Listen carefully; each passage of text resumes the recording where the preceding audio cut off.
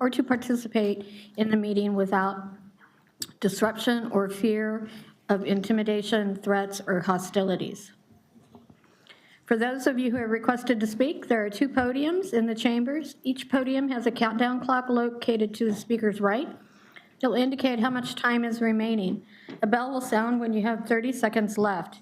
Before you begin your comments, please state your name, and thank you. Good evening and welcome to your Fort Worth City Council meeting. I don't think I have a gavel, but we'll pretend. And I'll turn it back over to Jeanette. Tonight's invocation will be given by Father Darrell Pidgeon from the All Saints Anglican Church. Please rise for the invocation and remain standing for the pledges of allegiance. Let us pray. Almighty God, our Heavenly Father, send down on those who hold public office, especially here in Fort Worth, a spirit of wisdom, charity, and justice, that with steadfast purpose they may faithfully serve in their offices to promote the well-being of all people. We ask this through Jesus Christ our Lord, who with you in the Holy Spirit live and reign, one God, now and forever. Amen. Amen. United States of America, to the republic for which it stands, one nation, under God, indivisible, with liberty and justice for all. Honor the Texas flag. I pledge allegiance to thee, Texas, one state, under God, one and indivisible.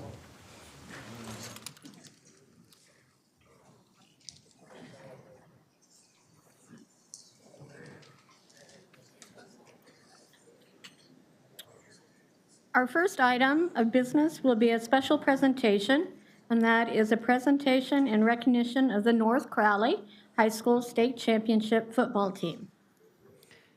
Okay, ladies and gentlemen, I know that Councilmember Williams and Councilmember Nettles, who are probably the number one and number one, well, they all won't rank them, super fans of this awesome team, attending numerous games, want to properly recognize you. I also have an appropriate recognition from the mayor's office. But for those of you who don't know, this is the state champions right here from North Crowley High School.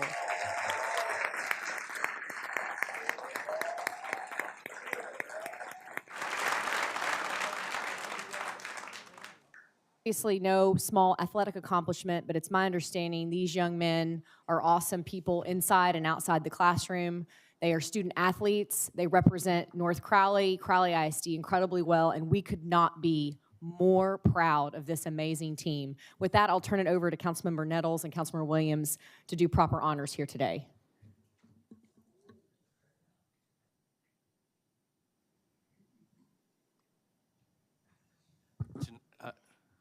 Excellent. Yes, I was just about to say that. Before we start, can we show the video and then I'll come down?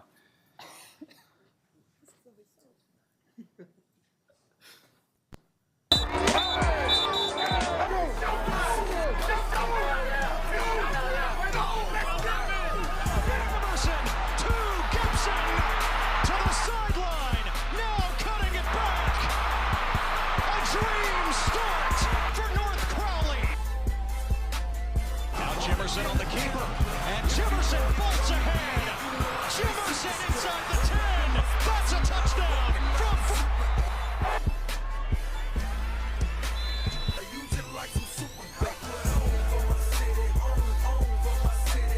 He's going to touch it. Jimerson fires to Bray on the angle route into the backfield. Bray with a lot of room, and it's another. He drew this up for Cornelius Warren. Burning rubber. Jimerson, just throw it out to Q. Jimerson to Q, and Gibson has it this time. The hat trick.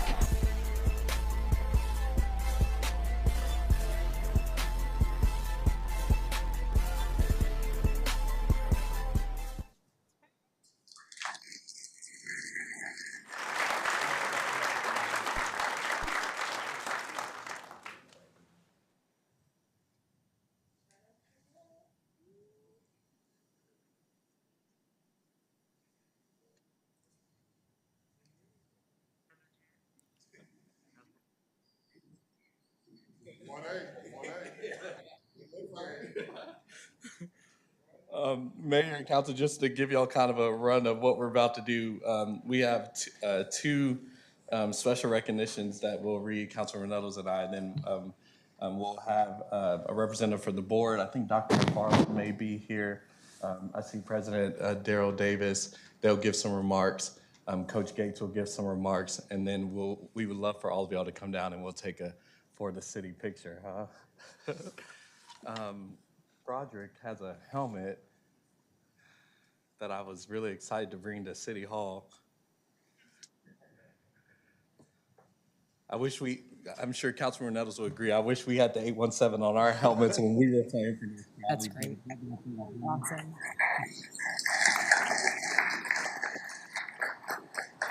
Awesome. Mayor Parker and my fellow council members and members of the Fort Worth community, tonight is my great honor to stand alongside my former North Crowley Panther teammate, Councilmember Chris Nettles.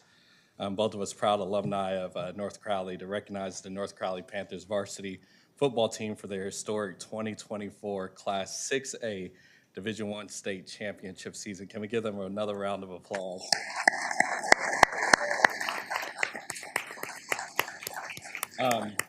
As someone who once wore the Panthers uniform and served as a quarterback for the team, I know firsthand the hard work, discipline, and dedication it takes to succeed, although I've never held a state championship trophy. So that was pretty cool to do that and share this with these guys. What this team has accomplished is truly remarkable and inspiring to me. It's truly extraordinary, and it fills me with immense pride. Crowley Pride unified, to be exact. Both as an alumnus and a member of the community, and someone eager to send my 25-pound, 6-month-old baby to North Crowley to go play football in the future. Left guard, here we come, Coach. The Panthers' undefeated season, 16-0, was nothing short of legendary for the city and for this group of amazing people. They didn't just win games, they made history. They didn't just win a championship, they achieved excellence. And all along the way, they defeated several powerhouse programs with a combined 24 state championships, including Duncanville, DeSoto, and Westlake. Sorry for them, huh? The numbers are incredible. Over 8,500 yards of total offense, averaging 533 yards per game, leading all of 6A DFW, 864 points scored, breaking records and ranking 16th in state history. A relentless defense and offense that outscored opponents 864 to 283, with the team punting only 7 times all season. That is incredible. 2 of those were fakes. Beyond the stats, this team represented something bigger than themselves. They carried the heart of Fort Worth with them every step of the way. The words "for the city" and 817 on their helmets were more than just symbols. They were a reminder of the pride and responsibility they felt to represent our city with excellence. Under the exceptional leadership of Coach Ray Gates, this team achieved something remarkable, setting a standard of success and teamwork that will be remembered for years to come. And both of us as alumni are incredibly proud of their legacy. This season showcased individual excellence, with 8 Division I signees continuing their football careers at the next level.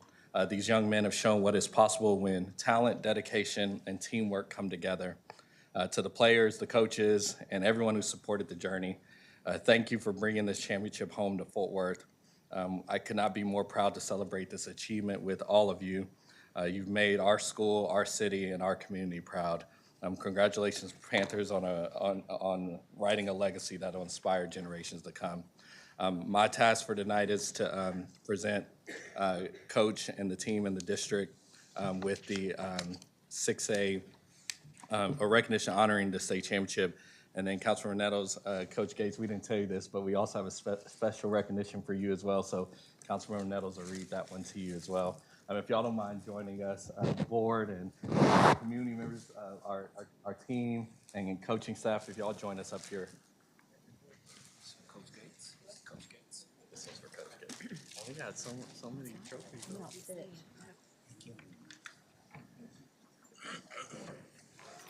Oh, sorry, bro.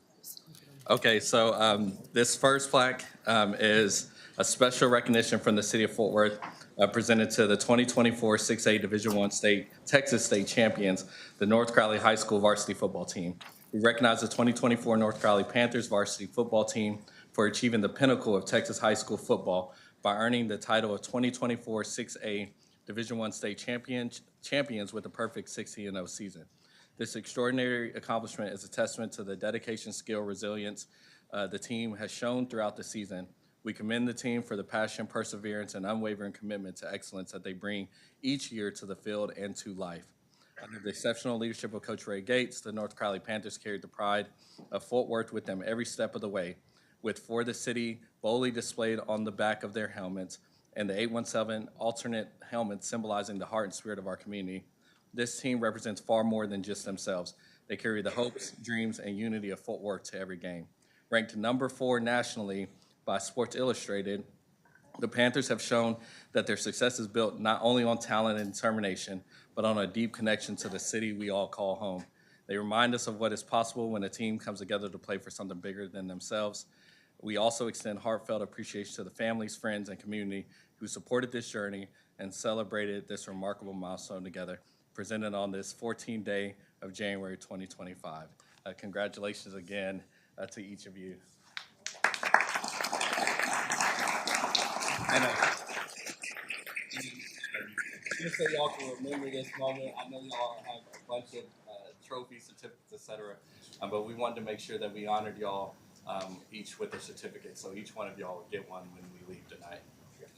All right, awesome. I have a certificate for Coach Gates, and I will tell you that you can't have a great team without a great coach. And so we want to thank him for his leadership, for coming to North Crowley Panthers team and bringing foundation. And these boys are solid.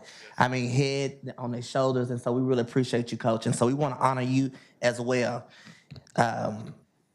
So to head coach Ray Gates, North Crowley High School varsity football team, we honor Coach Gates and his leadership guiding the North Crowley Panthers varsity football team to the historic 2024 Class 6A Division I state championship, achieving perfection with a 16-0 season, North Crowley's second state title and the first state title in the highest level of Texas high school football.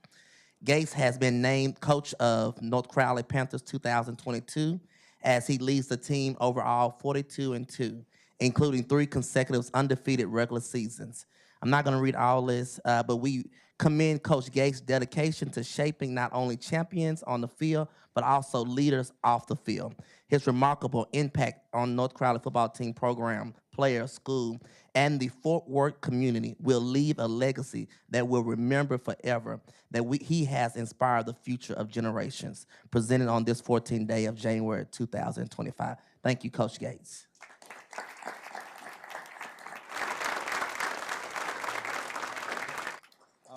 We won't read these next recognitions because their names speak for themselves, but we did want to honor 4 players in particular, in addition to the entire team, for each contribution that each teammate has made. But Quentin Gibson, Chris Jemerson Jr., Derek Gleason, and Henry Fanuku. We want to honor y'all particularly for all the accolades that you received this season, including in the state championship game and on the All-American distinction. So we also have special recognitions for you all. We have a surprise as well. Councilman Nettles and I will be joining y'all soon with the team. We wanted to be able to do some more than this because this is important, but we wanted to really show we appreciate y'all. So we'll be sponsoring lunch for y'all pretty soon. And so we look forward to having lunch with y'all and breaking bread and bringing some of the former Panthers back. Chick-fil-A. Chick-fil-A. So it's funny because we were trying to do something nicer than Chick-fil-A, thinking that y'all may not want it. I was going to do a medium rare steak. Were you going to say something? Okay. I want to see the budget to feed this team, I have to say. It can't be cheap. Like my colleagues here, I'm not going to read this important proclamation, but just take a minute to think about what you've done on behalf of the city of Fort Worth. This entire city really followed your trajectory, and man, was it fun to watch you beat Westlake. A team that has dominated high school football in this state for decades, and it was a no contest, right? because of your performance. Many of you are going to go on next year to college, whether you're playing D1 football or not. I want you to remember the city that loves you. Come back home to this place, build your businesses, raise your families, and be more like your coaching staff. To Coach Gates and this team, remarkable, because you're raising boys to men. And each of you are now ready for the next stage in life. Now you got to do it again next year, right? Yeah. And your seniors get to go on and focus on their athletic journey or their college journey and be a part of the success story of North Crowley High School. Thank you so much for making the time to be here. Thank you to your school board members, your ISD, and your moms and your dads and your grandparents, your aunts, your uncles, everybody that came to every game. Think about how many practices they woke you up for, drove you to team, making sure you were well fed and ready to be a performer and a student athlete like you are. As your mayor, I could not be more proud. So God bless and congratulations to North Crowley High School. President Trustee Davis, if you will come. Davis, you come and tell us who you have with you, and then Coach Gates. Good evening, Mayor and Council.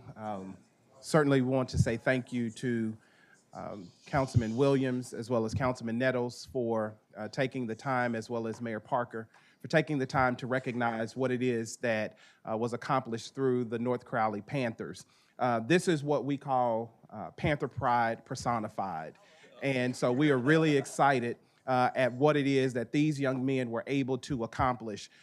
They set records, and they changed history for the city of Fort Worth. And so we, as a school board and the leadership of Crowley Independent School District, could not be more proud of these young men. To simply say we're proud is an understatement.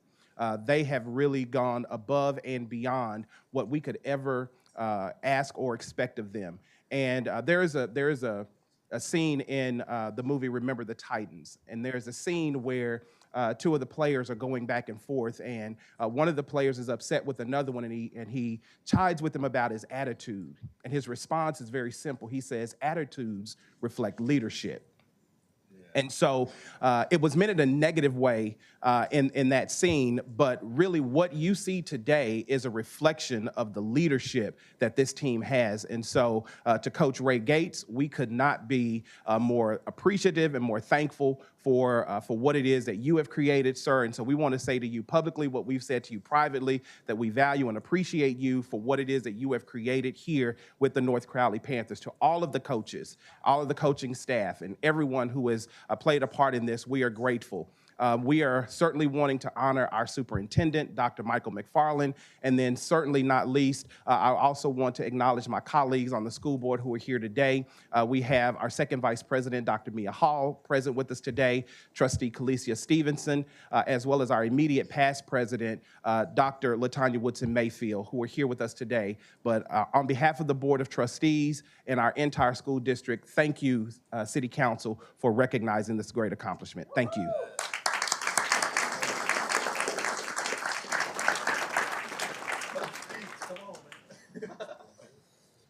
Wow. You guys really put me on the spot. I just thought I was coming here to accept awards and to be here to support our kids and everything that they've been able to accomplish. Man, it's been a whirlwind. Couldn't have scripted it any better. 3 years ago, coming here, God led me to this point. And a lot of people ask, how did you do it? How did you get to this point? And I just felt like I'm where I'm supposed to be. This is home. And when God sends you, he also equips you with the tools to get the job done. And so all the obstacles that we face, we're ready for it because we're primed for the moment. And this is what you saw, a culmination of moments coming together to represent everything that we've been through in 3 years, the grind, the hard work, the fight, the grit, the ups, the downs, the wins, the losses. And in all that, you find a way to put yourself in position to be successful when it matters most. And for us, one of the things that we consistently tell our kids is that, in life you're going to fall down, you're going to scrape your knee. And we talk about our foundation is Galatians 6:9. And they'll tell you, do not become and doing good, for you will if you faint not. And that's what this season really represents for me, is that we had an opportunity in 3 years to get to this point, to bring our city together, to bring our communities together, to bring our schools together, because we had the right approach and we had the right mindset. And our guys continued to fight. They continued to believe, even when we fell short. Short didn't mean failure for us. Failure meant it was an opportunity for us to learn and grow and to be ready to capture the hearts of this community when it mattered most, December 21st, 7 o'clock on a Saturday at AT&T Stadium. And so, again, I'm so overwhelmed, I'm overjoyed. It's still surreal to be standing before you, but I know that this group is well deserving of it, this community is well deserving of it, and we're able to do something that hadn't been done in 76 years. And so we can win 10 of these in a row. I don't think any of them would be more special than this group that did it this year. I will always hold them near and dear to my heart. I love them, and they know that this coaching staff loves them. And so I get a chance to be a face of our success, but the reality is that the people that stand next to me every single day deserves the recognition. I'm just a guy that gets a chance to put his name at the top of the list. So I want to say thank you to Dr. Michael McFarland for bringing me here, and say thank you to our central administration, our school board, to Dr. Lane, our high school principal, to everyone that's involved in this journey, to our parents. We say it takes a village. It takes a village. To our mayor who supports us, thank you very much. You guys have been behind us all along the way, and we really, really appreciate that. That shows so much support for us, and to know that our city showed up in a way that I could have never imagined. I looked up in the game and I just looked at our sideline, and it was so many people there. So thank you guys again, and God bless.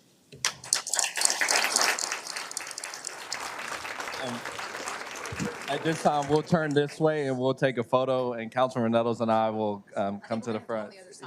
You want to do it that I was way? gonna say, where are we gonna take a picture? Are you coming? We gotta go around. They're not gonna be able to see us.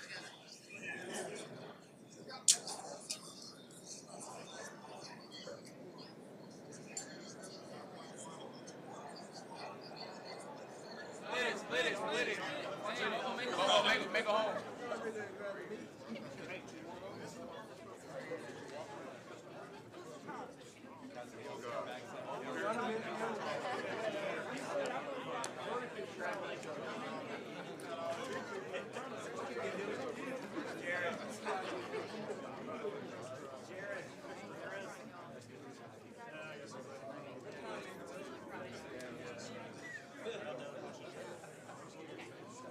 Jared! He's back here. He's trying. Nettles!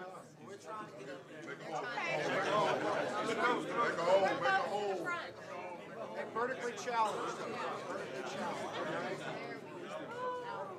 Oh, we made it. You can talk and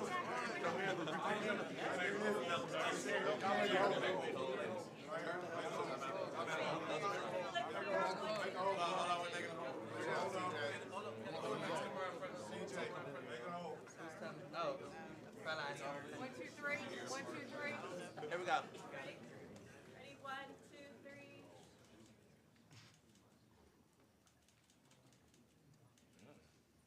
Got it. Awesome. All right.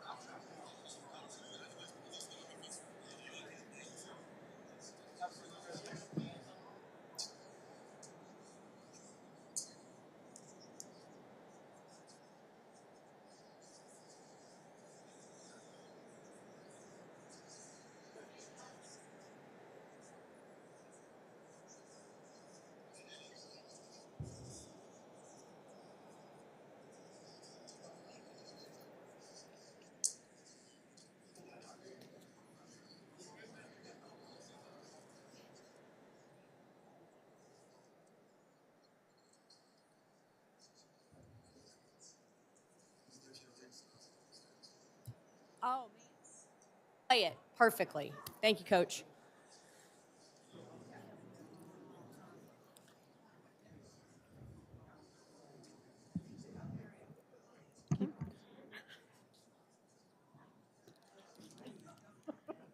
Okay, just as an announcement, our next recognition for the Fort Worth Police and Fire and MedStar is going to be rescheduled so that Councilmember Flores can actually join us. So our next items will be items to be withdrawn or continued by staff. Thank you. We have 2 items to be continued. The first one is MNC 25-0031. That will be withdrawn and continued to the January 28th meeting. The second item is MNC 25-0056, and that will be continued to the March 11th meeting. Okay.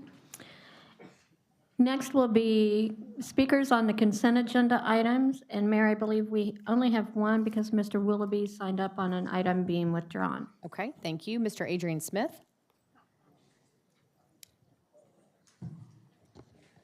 Adrian Smith, District 6, I and 1 with the people. Good to see that we have a quorum tonight. Mayor Parker, the last I recall, the council meeting starts at 6 p.m., not 6:15 p.m. You all had the entire month of December off. So if we could, Happy New Year. What's your get back topic, to the- Adrian? It's great to see if you. we could get back to the importance of running this city Anything pertaining to effectively. the consent agenda, Adrian? I'ma get to it, but I No, just need to let you you have a know. few seconds to get to it. Let's I continue. have 2 minutes and 28 seconds, ma'am. MMC 25-0032, Mr. Crane, DH. So as it reference relates to this particular MMC, this is for infrastructure matters. And I know someone in staff if someone in staff could give me a call, or maybe, Mary, if you could, let someone in staff explain to us. You all are asking for more funding. And let me read into the record. It says, funding for these particular projects was not included in the fiscal year 2025 through 2029 capital improvement program because the project's funding sources were unknown at the time of its development. The action in this MMC will amend the fiscal years 2025 through 2029 capital improvement program. So basically infrastructure. We're talking about infrastructure. You all are asking for more money from the taxpayers, right? So my question is, and this is in relation to districts 2, 4, 5, 6, 7, and 8, and 10. Mr. Crane, your district is not included, so shouldn't have to hear from you tonight. So Mayor Parker, if you could please explain to myself and the people of Fort Worth, where is this additional funding coming from as it relates to these infrastructure initiatives? Where will this additional money be coming from? And if you cannot speak on it, could you allow someone from staff to explain where this money is coming from? So, I'm not sure I would not get no response, but my question is, where will this additional funding come from, and what will the individual districts identified stand to lose? Will the districts that are identified in this MMC, Mr. Crane, if you would like to say that where I can, you said it under your breath, so you want to say it to me where I can say it correctly. Reading this front of me, it very much is, Mr. Crane, DH. So, Mayor Parker, could you do that, please? Or someone from the city staff, could you all give me a call and let me know? Council, that's the last of our consent agenda speakers. I'll entertain a motion. Motion and a second. Any other discussion? If not, please vote.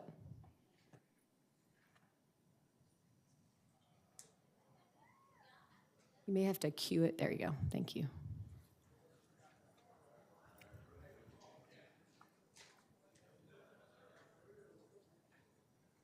Councilmember Nettles, are you a yes on consent? Okay, thank you. Councilmember Williams, is he still outside? Okay. be absent from this one. Thank you. Council, consent agenda passes. Next will be upcoming and recent events, recognition of citizens, and approval of ceremonial travel if needed. Thank you, council. Let's see who, Councilmember Flores, you're up first. Thank you, Mayor Parker. Get the first slide up, please. All right, on the first slide, we see several photos after 3 decades of dedicated service, public education, 14 impactful years at EMS ISD Superintendent Dr. Jim Chadwell has announced his retirement. Myself and my colleague, Councilwoman Hill, were present there when we gave him a bit of a surprise and presented him with some remarks and a token of our, appreciation for what he's done for Eagle Mountain Saginaw ISD. So wish him well. We also had a surprise retirement and send-off for Deputy Chief Pedro Criado, Kiki, who served for over 30 years with the Fort Worth Police Department. He's the Deputy Chief of North Command, overseeing operations of the North Division, Northwest Division, West Division, and Traffic Division. We will miss you, Kiki, and thank you for training those that come after you very well. All right. Also on that slide, we celebrated 23rd annual Christmas parade at the Fort Worth Stockyards National Historic District. We also hosted Kiki's Club Christmas party at the Northside Community Center in collaboration with the North Tri-Ethnic Community Center, and held our annual Cookies with Santa and Mrs. Claus event at Frostbank on 28th Street. Second slide. Christmas is a time of giving. And ever since my first year in office, one of my cherished traditions has been to deliver Christmas tamales for our first responders. So made it a point to visit fire stations, police stations, and MedStar to spread a little Christmas cheer in the form of some good Tex-Mex tamales from Joe T. Garcia's appreciation to all of our first responders. Toy drives were also in full swing in District 2. They brought some cheer to a lot of kids. Artes de la Rosa at Rosemary Theater was one of them, including the Northwest Police Division. They all did toy drives, volunteered, and at the Heroes and Helpers Christmas shopping event alongside Council Member Crane. So appreciate everyone who participated. That's all I have. Thank you, Carlos. Councilmember Bivens.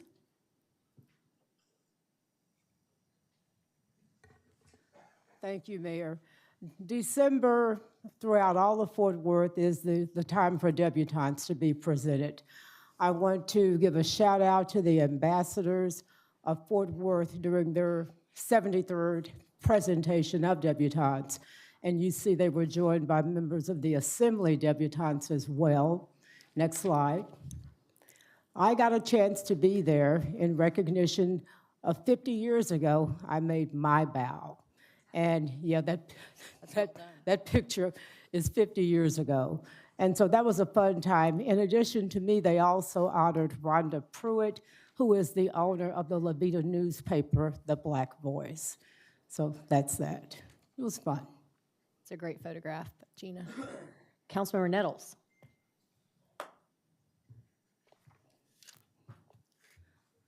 Happy New Year. Next slide.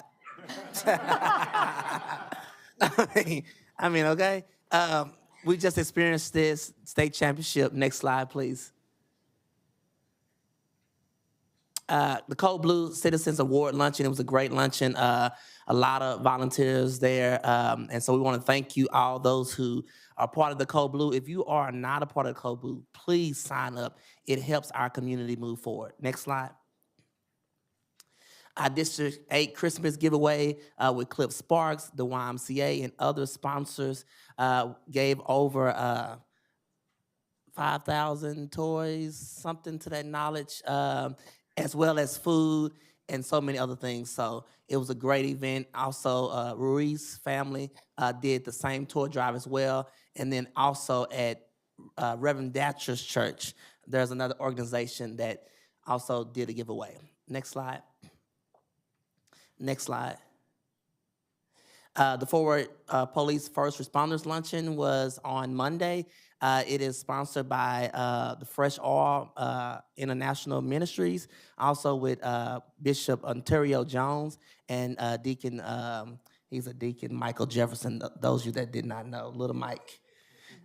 So we was able to spend time with them in the Southwest Fort Worth area. And I believe that may be it. Thank you. Councilmember Beck.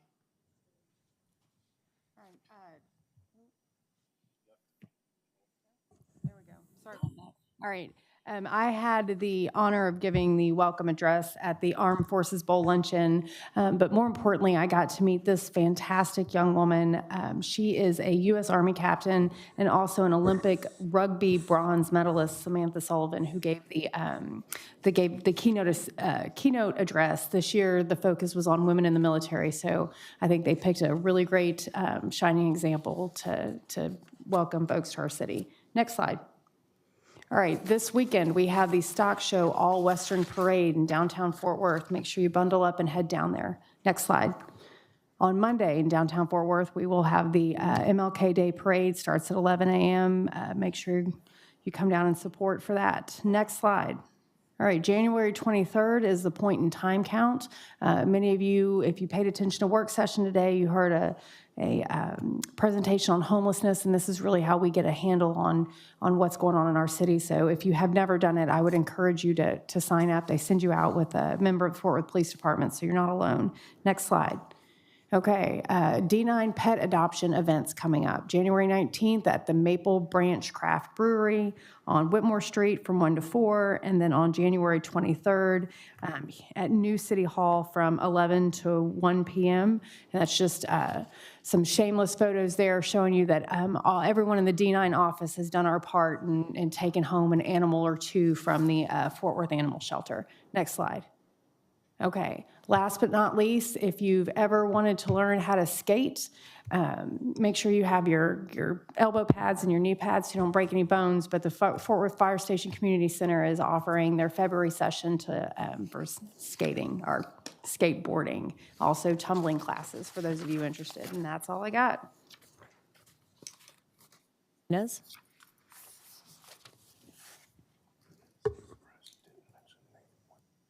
Thank you, Mayor. I just wanted to invite everybody to our District 11 Town Hall. It's going to take place on Saturday, February 22nd from 11 a.m. to 1 p.m. It's going to be at the UTA Research Institute, so please join us. And Councilmember Williams. Really quick announcement. We had the graphic showing during the last presentation, but we just wanted to invite all the folks who are interested and able to attend to the North Crowley Parade of Champions. It'll be this Saturday, January 18, at the Crowley ISD Multipurpose Stadium. The lots will open at 12 p.m. The parade starts at 1 p.m. and then we'll have a community celebration and pep rally at 1:45 p.m. Hope to see you there. On their way out, one of the young men did ask me, Jared, if we could shut down downtown for their parade and if we could have food trucks. So just so you know, the expectations are high. They're very high. Maybe Okay. we could just make sure the lights on the new City Hall are blue. There we How go. about That would probably handle, absolutely. Okay. Mayor, I believe that gets us to non-consent speakers. Sounds great. Our first up is Bob Willoughby. Is Bob here? Nope. Next up would be Adrian Smith. Adrian, you're up. Nope. Okay, that's the last of our speakers on non-consent agenda. Next will be board appointments for District 2. All right. Thank you, Jeanette. Thank you, Mayor. I request council's and mayor's consideration to appoint the following individual to the board below with a partial term effective January 14th, 2025 and ending on October 1st, 2026. That appointment is Maximilian Nielsen, the partial term, Aviation Advisory Board. The respective application and resume are attached. The original copies will be maintained in the city secretary's office. And just as an aside, I know Max is in the audience. Max, it's been a long road, but we got you here. I think you'll be a tremendous addition and a very knowledgeable addition at that to the Aviation Advisory Board. Looking forward to your service. Any other discussion?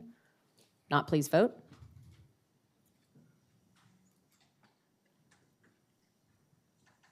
And carries.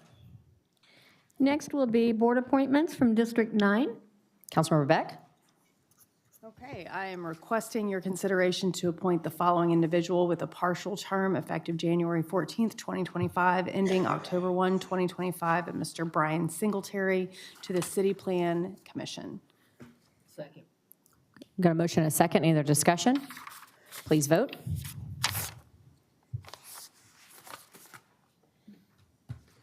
Motion carries. Next will be item 25-4823. Got a motion and a second. Any other discussion? Please vote.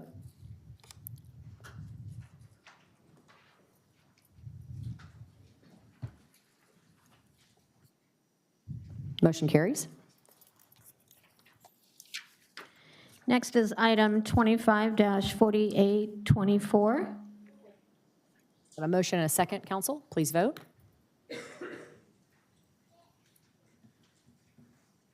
Adrian, I called your name 2 or 3 times. I've got Lord as my witness and all these people in the room, so you missed your chance to speak.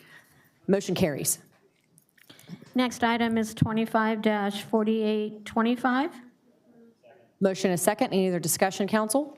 If not, please vote. You can sit down, Adrian, or you can leave. Your choice, buddy. Okay, that's great. You can be escorted out. Thank you very much for your time. Happy New Year. Motion carries. Next item is MNC 25-0008 with staff report by Derek Hall. Derek, come on down.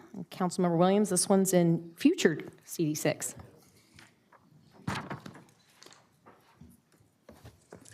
Good evening, Mayor Parker, council members. This is a brief presentation on annexation, and I will just wait to get the presentation up. If not, I have a hard copy, so great, thanks. As was indicated, this is an owner-initiated annexation. We call it Overland AX 24013. Just by way of a bit of project summary, the applicant is Southwest Pastors Ltd. and Encore Electric Delivery Company LLC. This is owner-initiated, full purpose. This particular annexation is 100% commercial. The current land use map, future land use is mixed use and infrastructure to include some adjacent right-of-way acreage for approximately 152 acres. And this is within the City of Fort Worth CCNN. As it relates to a regional context, this is located along the eastern side of Chisholm Trail and north of Oakmont and the Wedgewood planning sector area. It is consistent with the current land use for mixed use. And again, as mentioned, it is located within the CCNN. As it relates to zoning, the site itself is 152 acres. The proposed zoning is intensive commercial. There is a related case, CZ 24167, which you will hear at a later time. The current status of the land is vacant, and it is consistent with the city's annexation policy. Just of note, as it relates to the designation, it does, or within an enclave and urban development annexation. The Fort Worth Lab has prepared a fiscal impact analysis within the first 5 years. We can expect a positive impact of approximately $12.5 million, and cumulatively over the next 40 years, an approximate cumulative net impact of over $104 million in revenue. So with that, after the closing of the public hearing, staff respectfully requests that Mayor and Council authorize execution of the municipal service agreement between the City of Fort Worth and the property owners and adopt ordinance annexing AX 24013 for full purpose. This concludes staff's presentation. Thank you, Derek. Councilman Williams. Thank you, Mayor.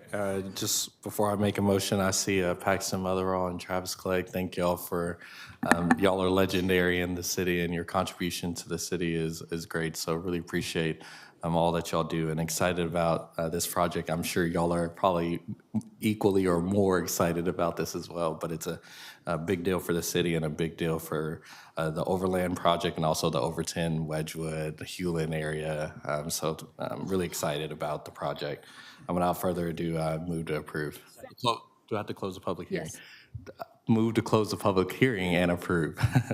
Got a motion, a second, council. Any other discussion? Please vote. Jared, I really wish you hadn't told Travis Klug he was legendary. His wife, right? You're done. Motion carries. Thank you. Next item is ZC-24-167. Councilmember Williams, this one is yours as well. This is a companion to that same comments. Travis, you're legendary, at least in District 6. So I'm grateful for y'all. Move to approve. Motion, a second. Please vote.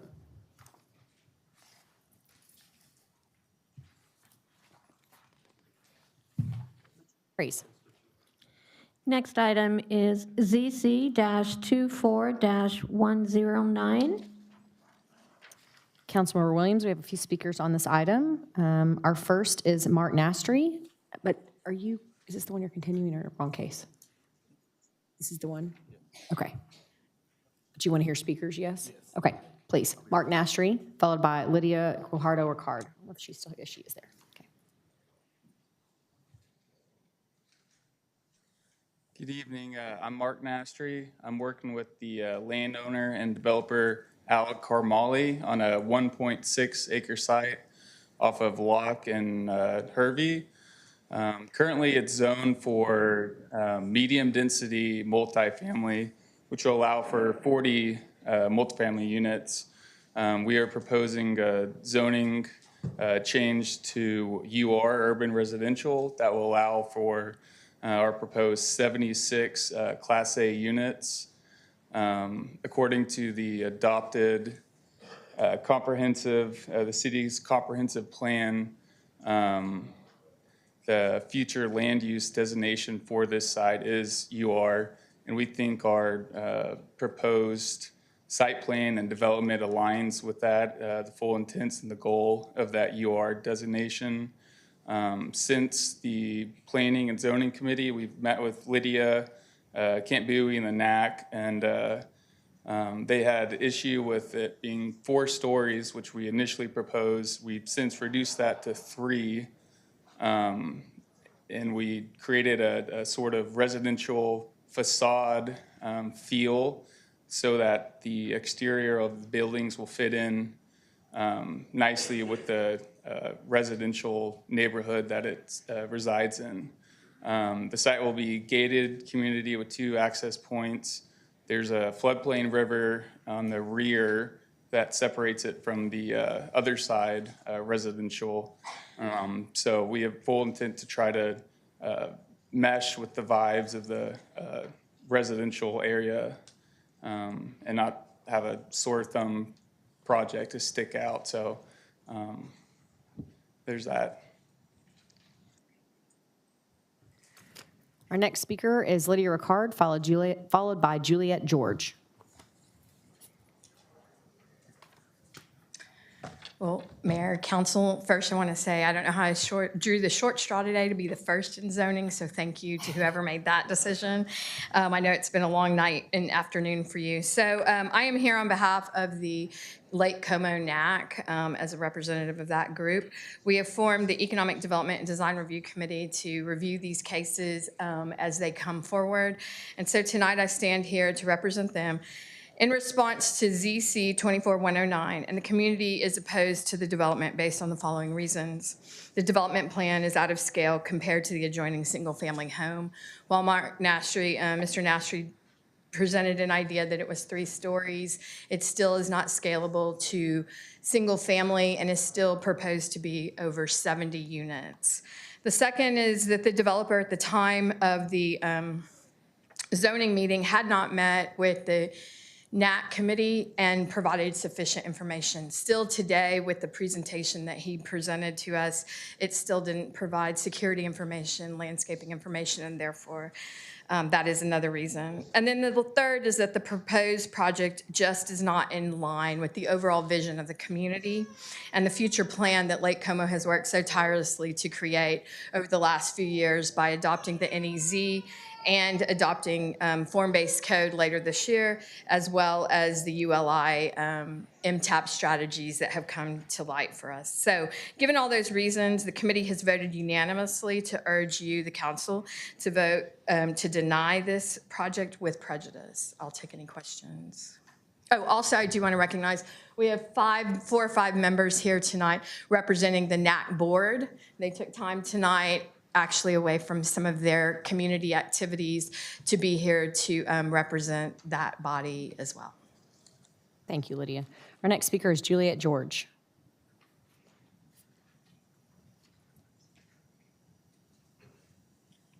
Greetings to all of you. I'm Juliet George of 2304 Tremont Avenue in historic Hillcrest. I work with the Brent Rowan Hyder Foundation, which supports historic preservation, history awareness, and community throughout the large Arlington Heights area. The Lake Como neighborhood stands in the very heart of the original Chamberlain Arlington Heights, a suburb developed in 1889 on the prairie west of this city. These are strange times for the historically African-American community of Lake Como. Entities are encroaching on this place of mostly single-family dwellings, houses of worship, public and private schools, heritage commercial buildings, a lake, parks, and a recently... Denigrate LGBTQ service members is a mistake. If you are a sharpshooter, you're as lethal regardless of what your gender identity is. May I have my time back? We'll figure that out, Julie. Sorry. We'll start her time back at like 2:15. Is that figured out, or we don't know? Okay, keep going, Juliet. Sorry about that. Well, it's an area with, I was naming features of Lake Como, a lake, parks, and a recently commemorated cemetery. Neighborhood historians are researching, documenting, and sharing Lake Como's wealth of undertold history. The city should respect the people of Lake Como and the sanctity of their historic area, and should not allow it to be eaten away and rendered unrecognizable. Lake Como's infrastructure does not support the large complex inappropriately located that this developer now proposes to make even larger. Homeowners will not want to be inundated with resulting traffic. A legacy can be lost in a single moment. Thank you. Thank you, Ms. George. Sorry about that interruption. That's the last of our speakers. Councilmember Williams. Thank you, and thank you all for coming out tonight and for expressing your concerns about this project. I've spoken with the applicants, and due to this being incompatible with the surrounding land uses, I'm gonna deny this. And I've also, Mark, are you still in here? I don't, okay. Please engage our office and the community. I think, it's appropriate to develop this piece of property. We just have to figure out alongside the community what's the best use for that. And you have my commitment that we'll work alongside each other to do that. I have consternation about denying with prejudice because that may box us into what we can do as a community together. So I'm going to deny it without prejudice. However, please engage the community with a new project. And if it's the same one, it's going to get the same response. So let's not go down that road, okay? Yeah. So with that, I move to deny without prejudice. At council, any other discussion? Please vote.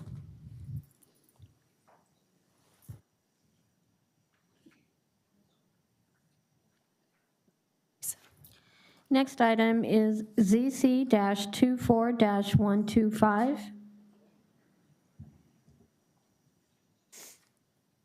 Councilmember Flores, sorry about that.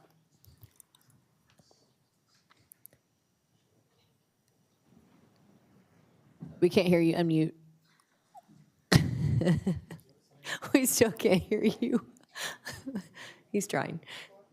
Yeah, try to unmute him, see if it works. You said move to approve?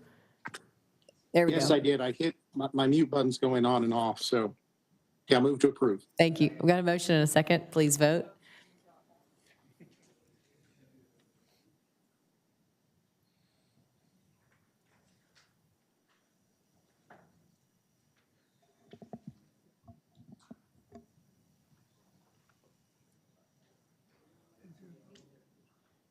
Motion carries.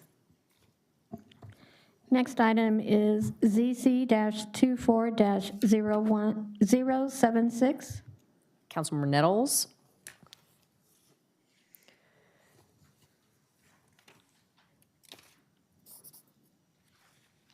Yes. Move to approve. Motion and a second. Please vote. I was trying to find it.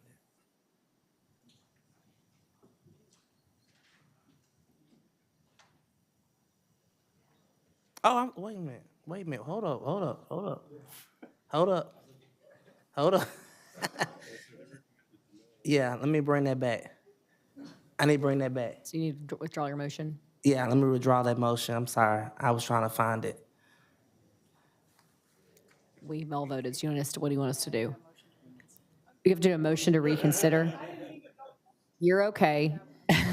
So we need a motion to reconsider on the floor for that item, and we'll revote.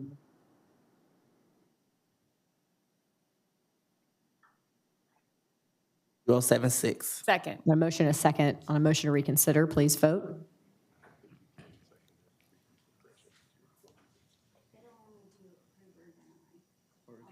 Okay.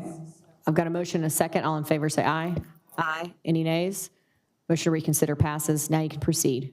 Motion to deny without prejudice. Thank you. I've got a motion and a second. Any discussion? Please vote. Charlie. So wait a minute.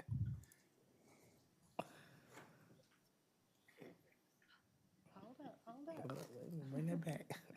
Gina, try again. Thank you. Motion carries. Next item is ZC-24-121.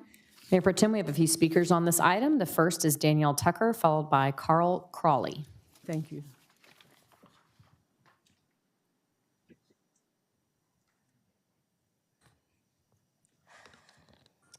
Greetings, Mayor, Council, and staff, and Happy New Year. My name is Danielle Tucker. I'm here representing Earth Haulers Incorporated, the neighboring property, and we support this zoning change. This property is in close proximity to a gas well, and so the only uses allowed would be industrial. We welcome all businesses to Mosier Valley, being that most or all the properties in the area are industrial and were mass zoned in 1954 since its existence since 1870. This change will bring security, hopefully new roads, and more businesses to the Mosier Valley community. Hopefully with our support and those from the community and others, we can welcome this business to Mosier Valley. Thank you. Our next speaker is Carl Crowley, followed by Deanna Medrano.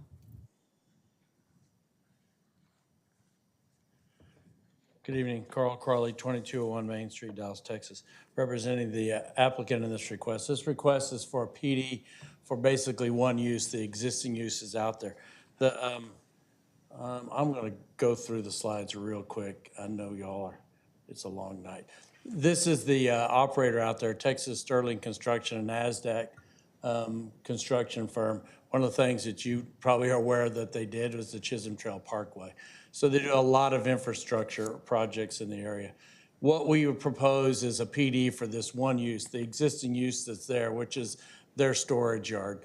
They store pipe and equipment. They don't manufacture anything there. They don't have a building there. What this will bring about is we'll bring about more screening to the area. There is no real screening along the highway now, but we'll screen it better. We've worked with the staff and the assistant for the council member and come up with this plan that basically it's got an industrial base, but just this one use. So if they go away, the next person has to follow the same site plan or they have to rezone it. And this allows them to stay.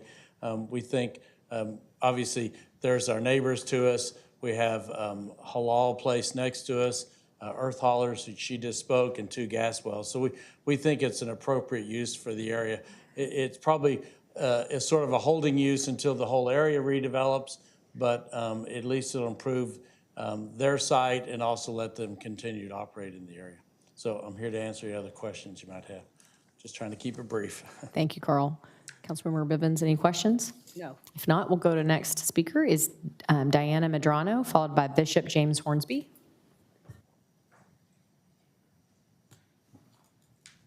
Ms. Medrano? No? Bishop Hornsby will be followed by Jared Hornsby.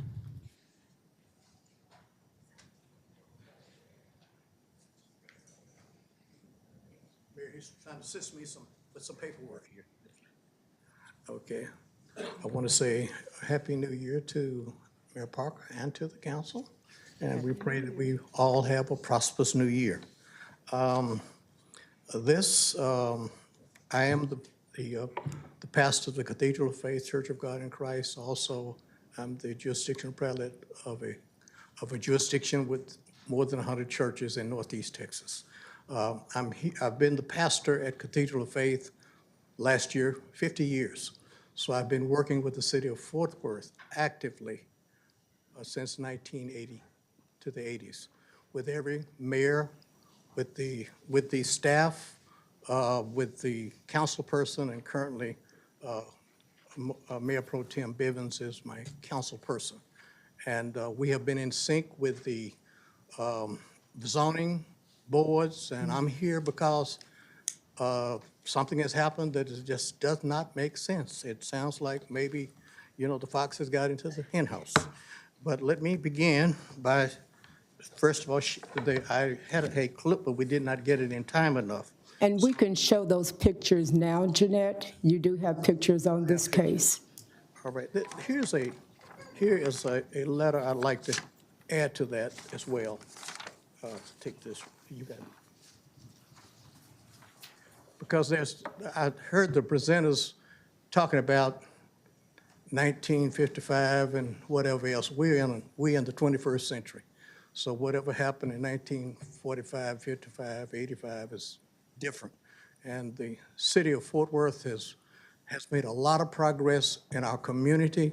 The mayor Pro Tem Mayor Bivens and the Mayor Parker have worked extremely hard to restore the confidence of our community. And I'm involved in all the activities that will help the community, and that's my purpose. I'm not a young preacher now. I've been there 50 years, so I'm looking after the generation that's to follow. You will see there's a letter that I sent to the council in March because there's a property across from the church. And first of all, would you put the picture of the church on there? And then I don't have much time. I do have three other persons. On the overhead projector, I think you guys can do that, can't you? Yeah. Oh, my goodness. Okay. I have a clip now. I wish y'all could have used the clip. We got it at, on the, which is important. Okay. All right, there it is. That's the church. Now, that's a $10 million structure. And you see the adjoining businesses. We have made a good working relationship with the business in the area. And across the street, now, which one of those? This one. What's the next? Now, that represents what the other properties look like. Thank you, now. Bishop. I appreciate that. Any questions, Councilmember Bivens? For Mr. Hornsby, his time has expired. I hate that we lost time because of technical difficulties, but I will call the bishop back up. We can go to the next speaker, but I'll call the bishop back up for questions. All right, Thank you. Our next speaker will be Jared Hornsby. And we give. That works fine. Absolutely, keep going. Okay. Yeah, Because he doesn't need my time. Okay. that'd be fine. All right. That is the property. Now, they've been operating in the community for a number of years, and they're not in compliance. Code has been on them, and if that's a sign of what we expect them to do in the future, it looks more like a wrecking yard, a junkyard to me. Mm-hmm. Now, the reason why I think that's so important to the city of Fort Worth more than to me,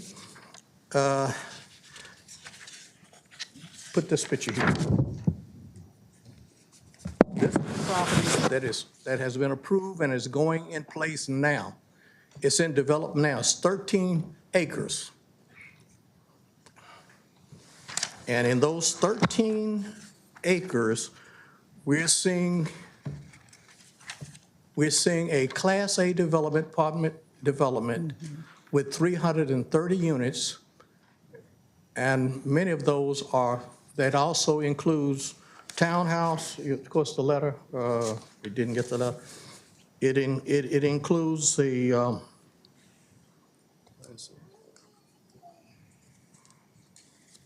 okay, I'm trying to read through the letter here, which I presented it to you. Okay.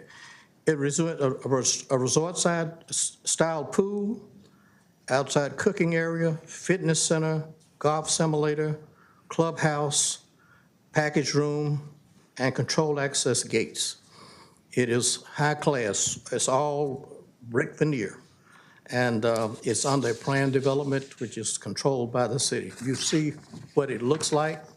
And here is, I'll put this up. This is where the property is being built now. And you will look out of the third floor on that property that you just saw. Property you saw, that's what you'll be looking out of. Now, the American Airlines Center Training Center, which is in Fort Worth, is less than a mile down the street from Trinity Boulevard from us. And this facility that's being built, they have 5 buildings on that campus, and they employ 12,000 people. And so the city of Fort Worth, I think, would be embarrassed for their employees to be in that building looking out their patio, looking at that.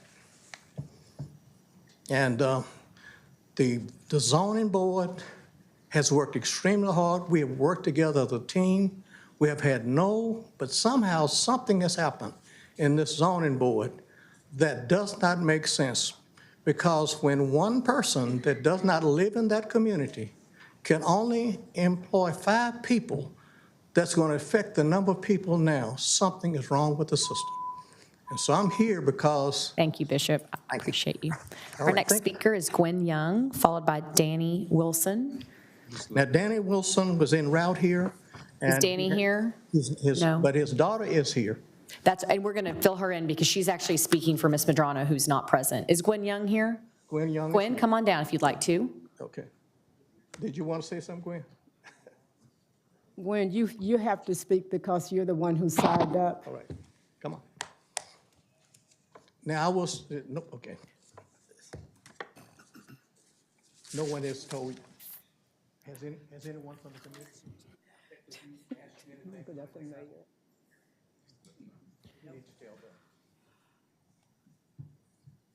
My name is Gwen Young, and no one has came to me, said anything about this project that they trying to do. So. What is your address?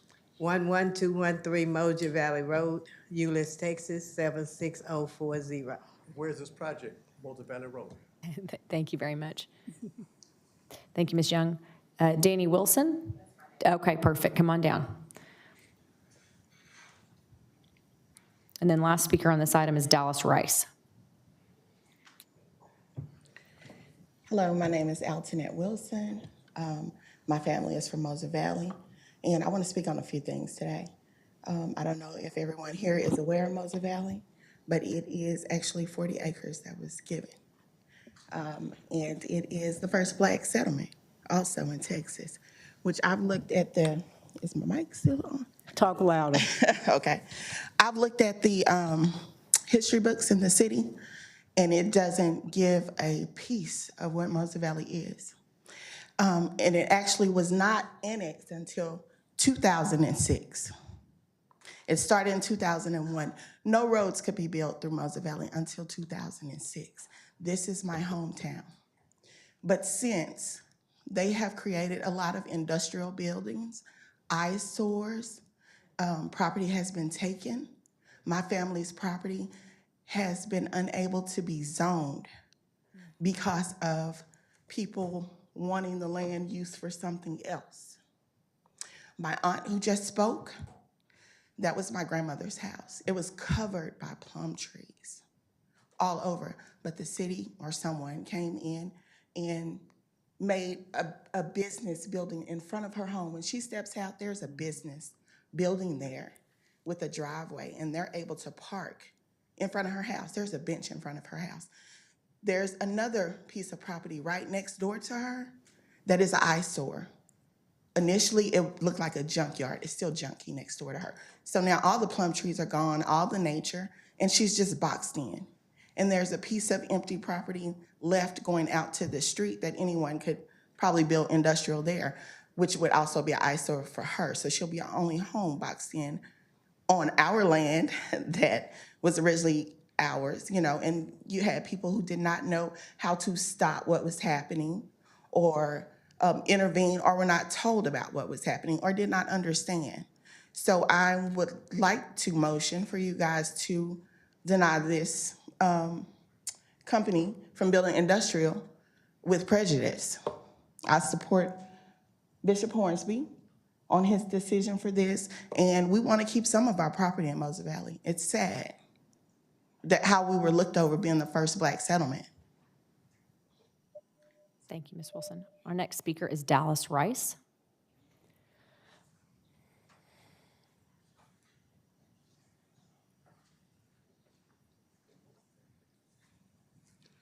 God bless you, Mayor, and this council.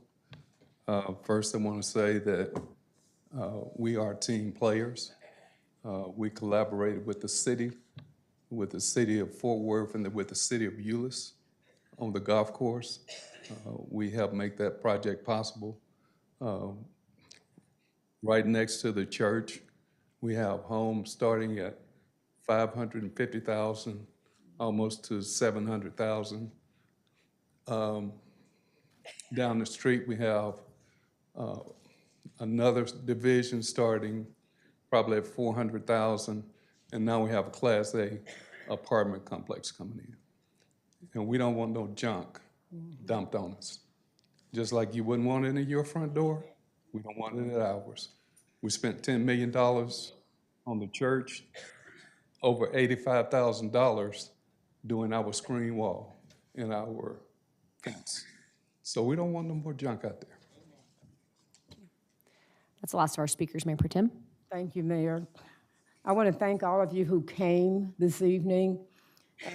Ms. Wilson, I want to talk to you before you leave because we need to do some drive-bys. This council knows it, and most people who hear me talk about Mosier Valley know that Mosier Valley is where the first freed slaves settled in the entire state of Texas. People will tell you the city of Fort Worth developed their annexation interest just because of the airport, DFW. And that's how the deal was made. Now, I have a statement that I'm going to read because I scripted myself, and I want this into the record. And so, City Attorney Guzman, you should listen. I am not asking for any punitive action, but this case has been troubling to me because I was contacted many times by a member of the Zoning Commission who apparently has or had a business interest in this case. That is totally inappropriate. I was so offended, finally, I went on and sent the email to the city attorney's office. Again, I'm not asking for anything, but you just need to know that that took place. And that makes this case even more troubling for me. Usually when developers come in with an application for an already established area, they tend to fall in line and you get more of the same. That could be good, that could be bad. I can tell you Bishop Hornsby has built a $10 million edifice and it's paid for. The church paid cash for it. He was offended, I think, when he had to borrow $200,000 a few years ago. But Daystar considers that a plug-in church. If we have a tornado or a hurricane and you're in Mosier Valley, you can go to that church. There's no wood in that church. I forget the hurricane classification, but it is awesome. After that church was built, we were able to attract a Class A apartment builder. After that church was built, homes adjacent to Viridian just started popping up. And the bishop would call me and say, "Can you believe there are homes being built on property over $500,000? Now, I could never afford that, but that doesn't mean I don't want to see development come. Since I have been in office, and some will not be happy about the scheduling, but we have delivered a park for Mosher Valley. It's right across the street from Miss Gwen. I have $1 million more to spend on that park, and we are getting input from the community. And because of Bishop Hornsby, we get a chance to hold meetings in that church. Now, the reality of it is we couldn't afford to buy all the property around the church, so some more undesirable businesses showed up. I want to thank all of these speakers, but what I tell you is, and show my pictures, Jeanette, show all of them. I'm going to show you what the church is concerned about, and their drone footage was not available to be shown. But the idea that this is in the church's eye view, the representative for the applicant stated you got to start somewhere. Well, we're going to just stop bringing in more stuff that just makes Mosher Valley not be attracted. I'm not going to talk negatively about what you see there, but that's what Sandy and I drove by, and these are just a few pictures. When you take a look at this and what is being attracted because of the church, and the fact that I've got this inappropriate contact coming at me, it's very important to me that you understand there are good things coming to Mosher Valley. If you have to drive to DFW Airport, you can hit Mosher Valley, and you're at the airport in 12 minutes from my house. If you drive along Trinity Boulevard, you'll see a lot of white crosses. Most people think that Garden of Angels represents victims of drunk drivers. It's not. It represents victims of murder. Amber Hagerman's remains are represented there, as are her other family members. And so there are people who are trying to bring attractive things to that area. And the people who bought the Garden of Angels, most of them live in Grand Prairie, but they respect Mosher Valley. And so my motion on this evening is to deny with prejudice. That's my motion. Got a motion and a second. Council, any other discussion? If not, please vote.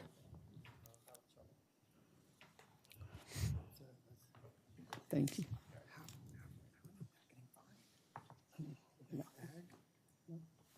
Motion carries. Next item is ZC-24-126. Councilmember Martinez, we have one speaker on this item, Andres Rodriguez. I think Dallas Rice signed up for the wrong one, so I had him speak before. Good evening. My name is Andres Rodriguez. I am the property owner of 0809 North Chandler. First, I want to express my gratitude for the opportunity to speak with you today. I stand here as a proud resident of Riverside, a community I've been a part of for 38 years. My vision for 809 North Chandler is to create a modern duplex that welcomes individuals and families of all income levels. I believe in building homes that reflect the diversity of character of Riverside while contributing to a growth and progress.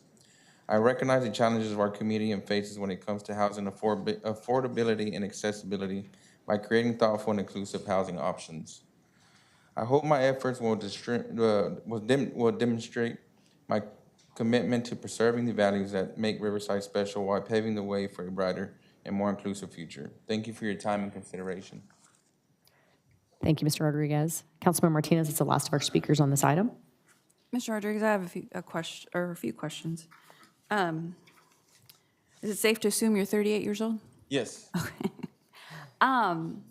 You shared a petition with our office, and can you speak to where these individuals live around this property that's being considered for rezoning? Yes, all 16 homes are on 300 feet of it. So I'm in the center of it. So they're all in front of the property. 5 homes, two homes are in front of the property. 4 are all on the corner of the property, and then the rest come on each side, which will be on Murphy Street and Macklemore, which they're all 16 homes are all 300 feet from that property. I know you've heard, you're aware that there was opposition to this zoning case. Can you speak to the concerns that they had? I think they mentioned about, they draw, one was about parking, but the picture that they shown in there was on an opposite block over there. They didn't show the picture in front of my property. The property, my Chandler Drive on my property is wider than across on Birch Street, and that's the picture that they shown. But I believe y'all have the blueprints. I don't have them. I have them in my email, which I can upload them. Well, can you confirm how many parking spots will be made available for each unit? There'll be 4 in front, and 6 to 8 can fit in the back, if any. So 4 per unit? So 8 total? Yes. Okay. That's it. And that's without them being parked in the street. This is on property of 809. Okay, thank you. All right, thank you. That's the conclusion of our speakers, Councilmember Martinez. Thank you, Mayor. So I just want to share a little background. So this property is located within 1 block of Ray Street, a very well-known urban village in our city. One can say that it's even in the perfect area as a buffer between higher zoning and residential. So as you heard, this applicant not only lives in the neighborhood, he was raised in the neighborhood, went to school in the neighborhood, and is looking to invest even further in the neighborhood. I would much rather this individual develop this lot instead of a large corporation who does not care about the community. Duplex housing is not a bad thing, and I speak from experience, having grown up in 2 different duplexes, both on Jennings, coincidentally. And this case has been approved by staff and zoning commission, and it is for these reasons that I am in support of this zoning case and motion to approve ZC 24126. Got a motion and a second, council. Any other discussion? If not, please vote.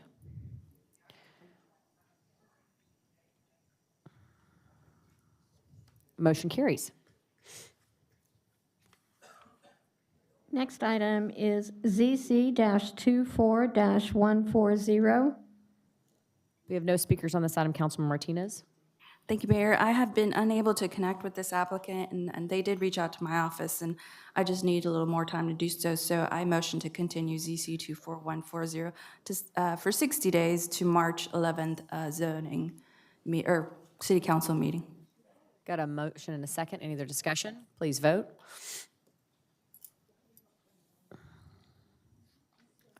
Motion carries.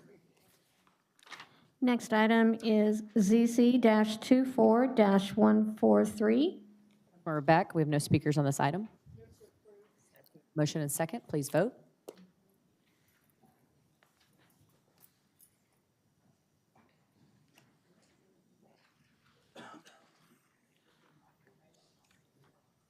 Motion carries. Next item is ZC-24-144. Councilmember Martinez, we have a few speakers on this item. The first is Leticia Wilburn, followed by Anita Bryson.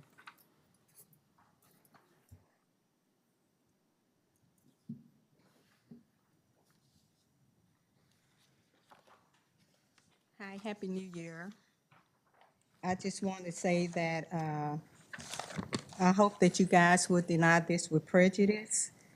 Echo Heights has become an industrial center.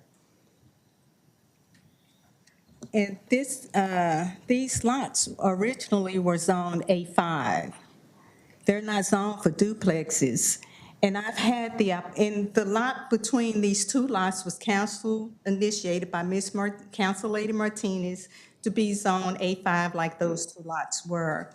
I live on Tahoe, and I've had the opportunity to speak to my other neighbors on Tahoe who will have these duplexes directly in our backyards along with the trucking company. The trucking company itself is a lot of noise. This is going to create a lot of havoc. This community has not asked for this type of development. I know Joshua, he came to a couple of meetings. He came and he was not on the agenda when he came, and he used those things to present, the sign-in list to present to the zoning commission. We do not want duplexes. When Mr. Joshua was asked if he want these behind his home, he said no. So if he don't want them behind his home, and there were people there who heard him say it, if he don't want those behind his home, why should we have those behind our homes? These lots were A5 under the comprehensive zone. We're not asking for duplexes, we're asking for homes that are supposed to go there. And I know you guys get tired of seeing me, and believe you me, I get tired of seeing y'all too. But this community is generationally Black and brown. The developer does not live there. He does not care about this community. And I think that everybody that I've spoken to in this community has said they do not want duplexes, and we actually have members from the community who are here. Let me look over my notes.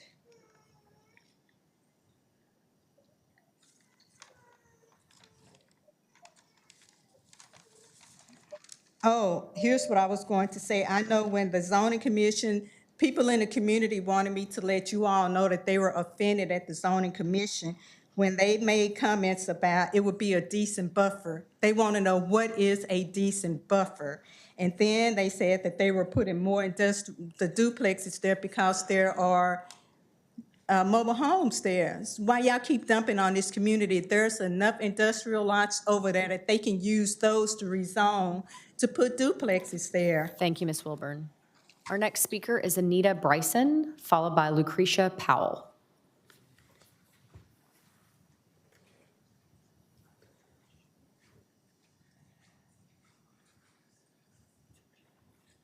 Hello, council members.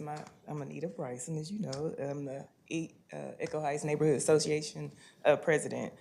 I am in strong opposition to the proposed addition of duplexes at 4800 and 4900 Parker Henderson. This area has been zoned for single-family homes, and the residents of our neighborhood have consistently communicated that we wish to maintain this zoning designation. We believe that adding duplexes would disrupt the character of our community and contradict the values that we have established over time. Our neighborhood has repeatedly made it clear that we do not want duplexes or multifamily structures. We're concerned that continuing to approve zoning changes against the wishes of residents will lead to overdevelopment and diminish the quality of life for homeowners in the area. Furthermore, it is important to note that similar neighborhoods such as those near Bluebonnet or TCU have maintained their single-family home zoning. These areas serve as successful examples of how preserving the industry of residential neighborhoods can foster a strong sense of community. I urge the council to respect the wishes of the neighborhood and reject the zoning change. The addition of duplexes is not in alignment with the character of our area, and it sets a concerning precedent for future developments that do not reflect the desires of the residents. Individuals received inaccurate information when they initially signed the form to support the rezoning. They were unaware of what they were signing, and only 3 of the 6 participants are in favor of it. And majority of our neighborhood opposes the zoning change. Please deny with prejudice. Thank you for your consideration. Our next speaker is Lucretia Powell, followed by Tina James.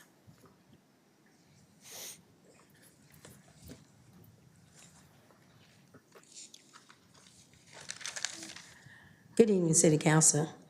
The Echo Heights residing resident asks that ZC 24-144 zoning request change be denied with prejudice. On December the 24th, 2024, Mr. Goldberg publicly presented before the Zoning Commission a neighborhood support rezoning request. The petition names and signatures is found to be rubbish, faulty, and denounced with supportive evidence for just cause, but not limited to. The subject property proposed rezoning to be duplex would be out of character and non-compatible with the existing surroundings, neither consistent with future land use maps, nor compatible with certain policies of the adopted comprehensive plan. The number one, the lack of integrity and credibility and character of said supporters of Mr. Goldberth, the lack of alignment of interest with the most effective residing resident and proximity of this case. The signature supporters show a line analysis consistent with prior propaganda led by Chris Jones. Lies created chaos, toxicity, and threats, with his supporters Sherry Dukes and Sharetta Daniels Morrow, as well as her sister Cynthia Warren. Mr. Goldberg publicly presented before the zoning commissioner when asked, was the president in attendance? He said at the first meeting that she wasn't, that was incorrect. By right, President Lucretia Powell was in attendance September and in October. In all due respect, Ms. Martinez, I would ask you, are you willing to confirm, or should the pictures speak, or the file lawsuit? Number 5, I don't believe that banking challenges is the issue. Neither should it be weighed in for consideration for ZC 24-144. I beg to differ with the zoning commissioner. The buffer duplex is not a good buffer. Mr. Goldberg said nobody will give them capital to build A5 homes next to a truck yard. So why in the Fat Rats ads would banks give capital for duplex? Make it make sense. District 11, Ms. Martinez, let's not play games with the number. Let's not play the number game with Mr. Goldberg. Zoning request change speaks volumes only about a profitable capital gain, short-term, long-term rental, as well as open for Airbnb rental. I ask that this case be denied with prejudice. Thank you. Our next speaker is Tina James, followed by Martasha James.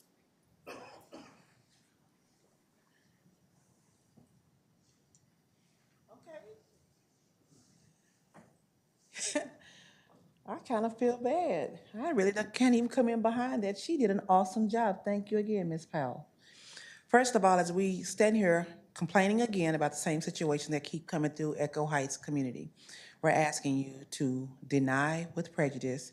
And how can we possibly put something up that will prevent this from constantly happening, where we have to take time from our families and our homes to come down here? And of course, it's not like we don't want to come down here and say hi to y'all. Hey. But we would prefer to be at home with our families, but we have to come down and fight for our communities, of which we continually do. I am the vice president of the Echo Heights Environment Coalition that we started just to kind of prevent these types of things from happening. Mrs. Bryson over here, she's actually the neighborhood president currently. And so the young lady that will be coming behind me speaking is actually the president of the Environmental Coalition. We've actually taken the time to walk not only through the community and knock on doors, but get familiar with our community, but we know them by first and last name basis. We know their children. We know what schools they attend. We even know when they're sick, because we all get together and pass out flowers. We drop off cards. We take by and check. We check on our community. Putting a duplex in our community will not be a safe access. As y'all know, we have so many problems. I'm an advocate for human sex trafficking. I do a walk every year. The next one will be April the 26th from Dunbar High School to Eastover Park, where we push against human sex trafficking in our communities. And so with that being said, putting a duplex in this community that actually doesn't give a stable home, because it keeps it in rotation, constantly people coming in and out, in and out. That's what's going to happen. It's going to eventually turn into a spot that is not safe and or drug-related and even gang-related. We would like to keep our community safe, our children safe, and we want to ask you to do the same for our community. We really, not only are we asking, we are actually pleading for you to stop this and deny it with prejudice. We thank you for your time, for hearing us, and Happy New Year. Martasha James.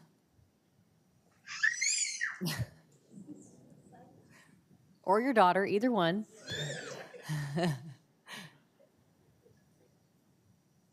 Yeah. She's not gonna like this, I don't think. don't know if y'all heard her throughout the whole time talking. Good evening.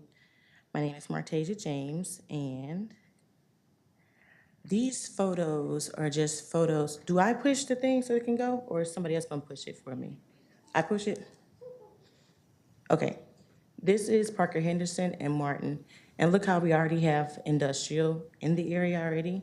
Look at our infrastructure itself, the pavement in which our streets, cars are driving down this. We won't mention how we've already stated how some residents within the area already have issues with their vehicles due to these potholes.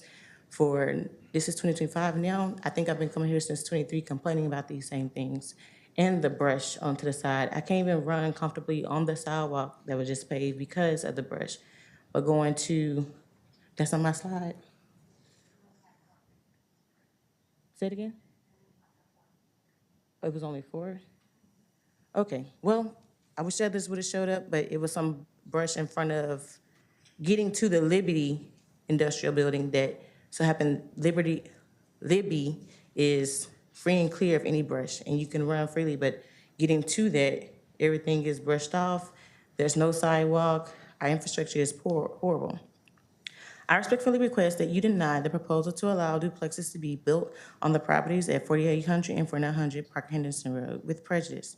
This change is not in the best interest of our neighborhood, and I urge you to consider the concerns of current residents who do not want this development in our community. Our area is already impacted by the presence of very close industrial companies whose activities have led to ongoing issues for homeowners. Adding duplexes would only exacerbate these challenges without providing tangible benefits to the neighborhood. How does allowing duplexes serve the overall well-being of our community? It seems illogical to introduce additional housing when existing residents are already struggling with the noise, the smell pollution, truck traffic, and other disruptions from nearby industry. Instead of permitting duplexes, I propose that we focus on improving our infrastructure first. Our street sidewalks and curbs are in need of maintenance and repair. The overgrowth along our curbs is unsightly and poses safety hazards. And the constant wear and tear from heavy trucking industrial traffic is damaging our roads. With these issues unresolved, adding more housing, especially high-density units like duplexes, would only strain our already fragile infrastructure further. If zoning needs to be adjusted, I suggest we keep the area zoned for single-family homes, which would help maintain in character of the neighborhood and prevent overcrowding. This will also allow for better community planning and infrastructure improvements before any further development is introduced. I urge council to consider the long-term well-being of our community and take action to address these pressing concerns before any new development. Thank you. Thank you, Ms. James. That's the conclusion of our speakers. Councilman Martinez. Thank you, Mayor. I have, Mr. Galbraith, you're here. I have a couple questions for you.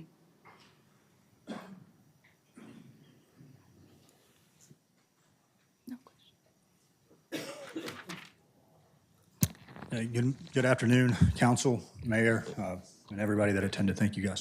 So if approved, will your development include the addition of sidewalks along Martin and Parker Henderson? That is the intent, is to just improve those two lots. And I mean, again, it's not going into the neighborhood, and we understand that Parker Henderson and the Martin Street needs those sidewalks up and down that road. So yes, and inside the development as well.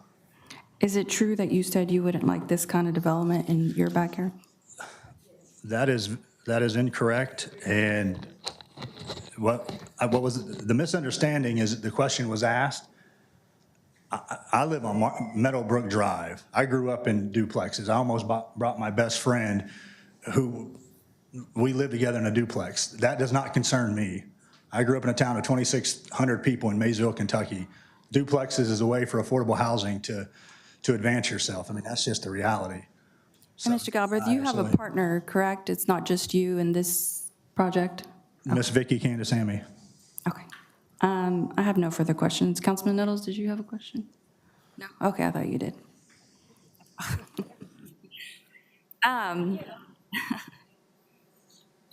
He said he did, but okay.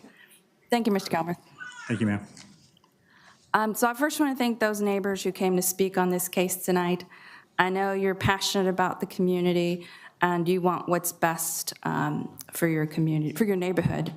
As those in attendance have heard, the city came together with the neighborhood to rezone these two pieces of property from industrial to residential. We wanted to protect the neighborhood from further industrial development.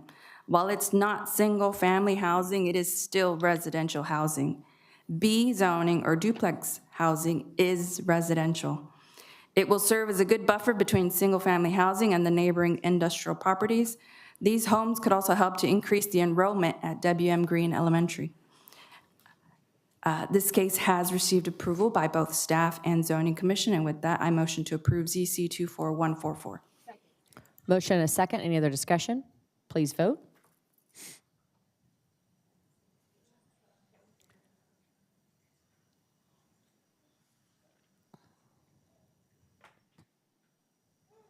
Carries.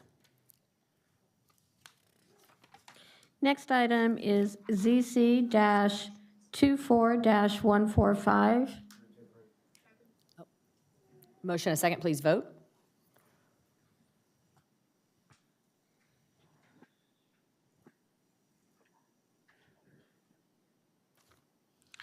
Next is ZC-24-146. Councilmember Flores, this one is yours. Thank you, Mayor. Are there any speakers present? No, and they didn't bring any food either, so. Gigi came late and she brought no burgers, so motion to deny. I'm kidding. Okay, well, just very briefly, on this case right here, when it was heard by the zoning commission, there was one person in opposition. We attempted to reach out to that person unsuccessfully. However, the recommendation from zoning, unanimous recommendation, was for approval. And I'll just give you a very brief history on this. Originally, this was a church many years ago. The church moved on, the building stayed. A few years back, maybe about 3, council approved a cup on this property to operate a ghost kitchen. And it operated well, and then there was a change in the business. We're still going to use a cup within the base zoning of CF community facilities so that we can address and assuage the concerns of that one resident that we've heard, from through zoning, but haven't been able to contact. The cup gives us that ability, within a period of 3 to 5 years, to revisit the use to see if there's any issues with it.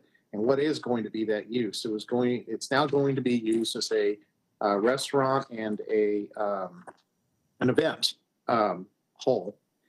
There is currently 25 parking spaces on the property itself. The property does have additional space to create 26 more spaces, which is what the applicant intends to do.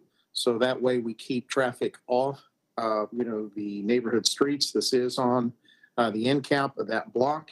And to put it in perspective, catty corner across West Northside Drive, there is a insurance company, little 3 blocks over, a Dairy Queen. 3 blocks over the other way, you have an insurance company, a car wash, and a barbershop. So this corridor does have already existing commercial. So with all that said, I move to approve. Thank you, Carlos. Motion and a second. Council, any other discussion? Please vote. I'll be held in suspense as to what kind of restaurant concept. I'm guessing it's Juan's, but it's a guess. Okay.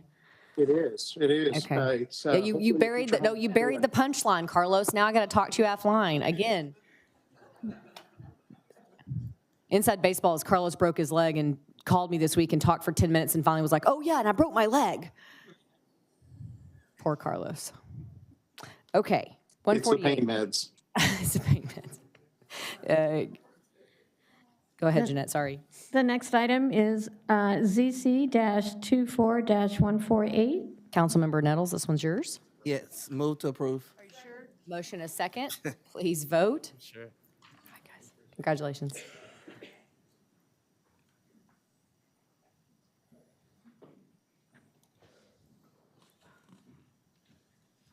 Motion carries.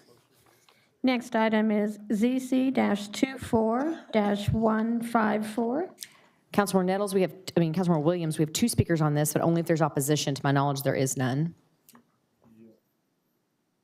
Ray Ojeski, glad y'all are here. Move to approve on this one. I've got a motion and a second. Council, any other discussion? Please vote.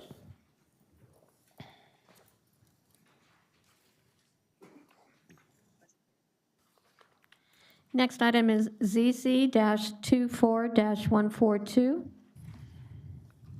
Councilmember Bivens, we have no speakers on this item.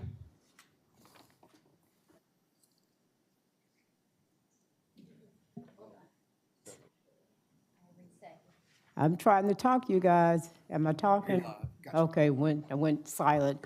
I'd like for the applicant to come forward, please. That would be Pastor Lowry. We've had preachers in this place all night tonight.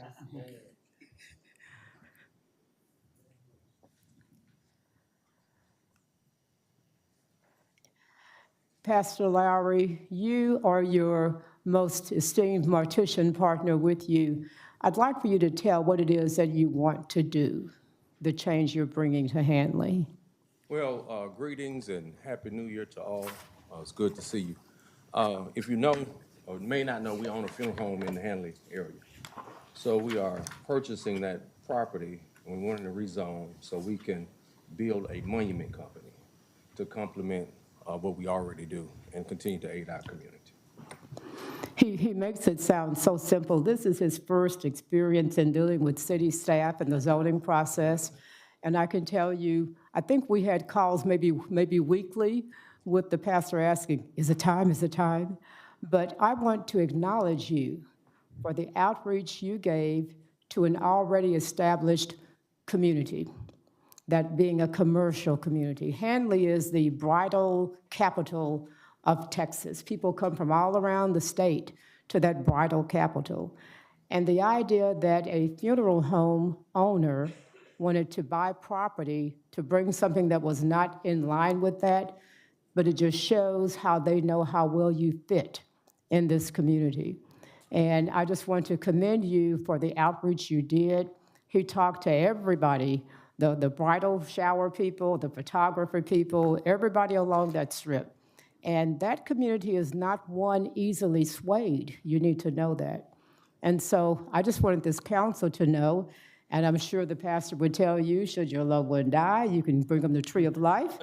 And they do cremations too. And so with District 3.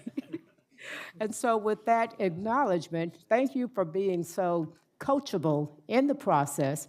Andrew, thank you for doing all you do to help make that business successful. And with that, I move for approval. Any other discussion? Please vote.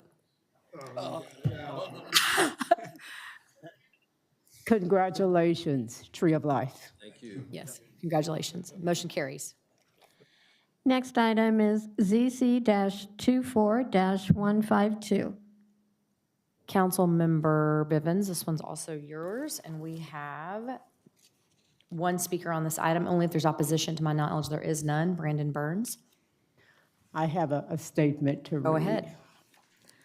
I'm going to offer a motion to continue this case until February 11th.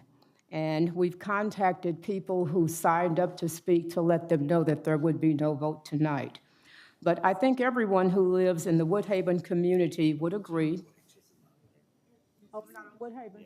No. Oh, never mind. Which one am I on? This is ZC's 24-152, Bennett Partners, Hughes House Third. House. Yeah, you want to probably do Move this for one. approval. Yeah. Brandon's about to have a heart attack. He's like, what did I do wrong? Focus on Woodhaven. When is Woodhaven coming up? Next. Okay, I'll keep my speech in front of me. Okay. Carlos, will you try voting again? Thank you. Sorry about that. Motion stress. carries, Brandon. You're good. The next item, Mayor Pro Tem, is ZC-24-147. Mayor Pro Tem, we'll try that again.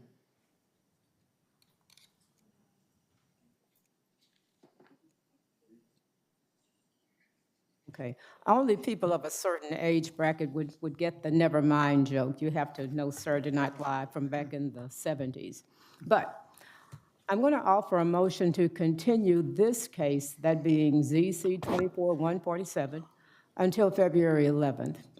I think everybody who lives in the Woodhaven community would agree the country club, along with the golf course property, has significantly improved since Will Northern and his Crescendo team purchased that property during the tax foreclosure sale process on the Tarrant County Courthouse steps back in May. I stress that because there were some who thought I cut a deal to allow Will to buy that property. Buying tax foreclosed properties has a process, and he followed that to the T. When you look back during the days when grass was so overgrown, you could actually lose a golf cart, because the weeds were so high. And so I know that people who live in Woodhaven are most appreciative that Will Northern purchased that property. When I introduced Will and his PowerPoint to a full house at the Potter's House, I was impressed that more than 200 people attended that first meeting. I think it was close to 250, because there had been so much talk about bringing improvement to Woodhaven. Thanks to Will's communication team led by Linda Pavlik of Pavlik and Associates, who is here tonight. Linda, raise your hand. Everybody knows Linda. And the collaborative communications group representing the interface team, this project continued to attract impressive numbers to all the meetings that were held. They gave the public the opportunity to tell Will what they wanted to see and hear what Will had to deliver. Normally, when we vote on a zoning case, there have been meetings with groups identified by city staff. And at this time, I want to ask city staff to come and explain that process.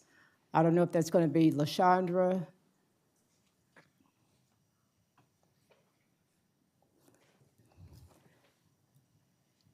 LaShondra, please explain the normal process in terms of outreach. Yes, the normal process is once an applicant does submit an application, there is a question as to whether or not they have contacted the neighborhood groups. So that's kind of like their prompt. And then about a week after that application is submitted, staff will send an email of the different neighborhood groups within the area as kind of like that second prompt, letting the property owners, the applicants and property owners know that these are the folks, these are the neighborhoods within the area that within 300 feet, that is. And in terms of the neighborhood organizations, it's a half mile. We ask them again to make sure that they make contact. Thank you. Now, even though the developers' meetings discussing the vision attracted large audiences, there is a need to bring clarity that comes in that outreach format that staff just mentioned. Staff just identified what you have to do. When one of the members on the team told me the instructions do not require but recommends meetings, I knew then we really needed to bring some clarity. And so all of that to say, I want to give Will more time and his team to work with the community groups that are outlined in the applications given to anybody who comes with a zoning case. I don't care where you live, what area that you're developing in. When you file that paperwork to get a zoning change, they give you a list of those groups.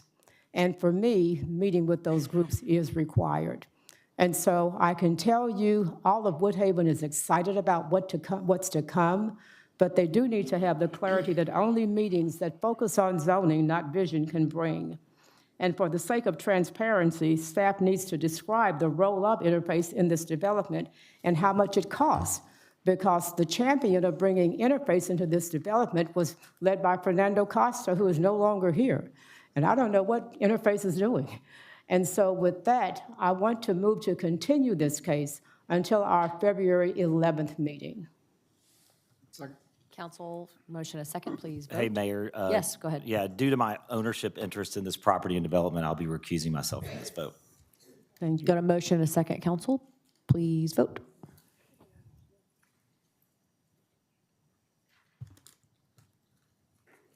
Oops. Motion carries.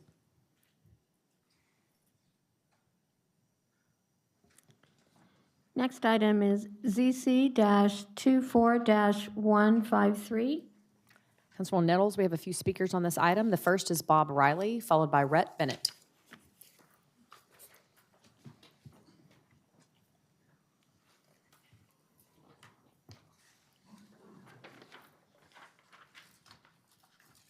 Bob Riley with Half Associates. I'm from Meacham, also resident in Fort Worth, District 4. We began this process by reaching out to the council member before the application, as well as informing the neighborhood. We're requesting that we would change this ag, single-family, multifamily property into a PD for a data center primarily. And we've conducted 4 neighborhood community meetings, reached out to the council member, spoken to both the city of Forest Hill, which is along our northern boundary, which is Lon Stevenson Road, which actually is part of the Alta Mesa extension. And then also we engaged with the city of Everman, their city manager.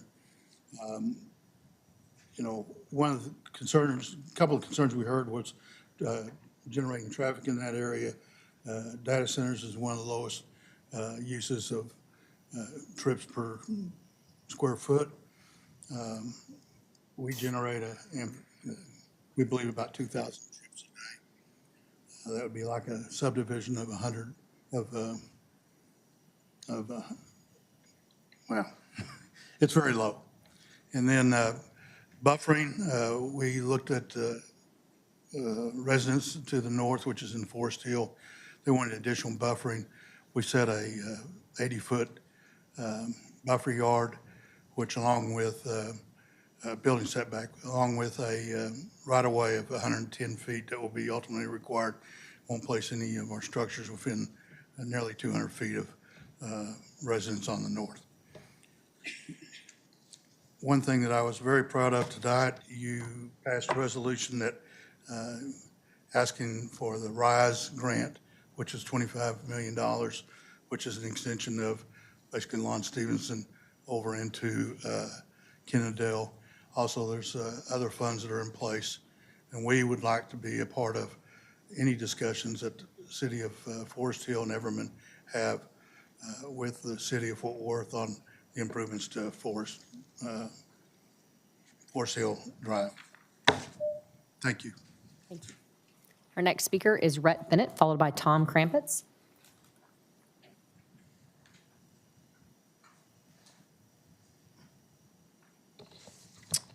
Happy New Year, everybody, and good evening, council members. I know it's getting late. We'll try and be brief in our remarks.